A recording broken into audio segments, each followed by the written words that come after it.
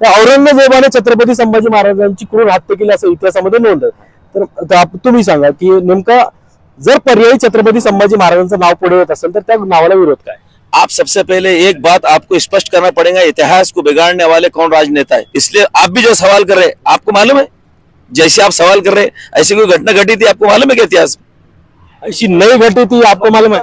बिल्कुल मालूम है, पक्की तरीके से मालूम है। ऐसी कोई घटना घटी ऐसे बहुत सारे इतिहासकारों ने जिन्होंने रिसर्च कर जो उस टाइम की बकरी थी उस पर से ये इतिहास लिखा है, जिसमें नोंद है कि छत्रपती संभाजी महाराज की जी हत्या केलेली आहे ती हत्या ही औरंगजेबाच्या काळामध्ये औरंगजेबाच्या आदेशाने झालेली आहे। अभी मेरे को आप एक बात बताइए कि शिवाजी महाराज ने संभाजी महाराज को कैद क्यों किए थे? जरा इसका मालूम है? कोई इतिहासकार ने बताएगा? हे झालेलं असं इतिहास में ही है ना, मैं भी तो इतिहास की बात। औरंगजेबाने पण शहाजहानला कैद केलं होतं असं देखील इतिहास आहे। मला त्यात पडायचं नाहीये। माझा प्रश्न आहे छत्रपती संभाजी महाराजांच्या नावाला विरोध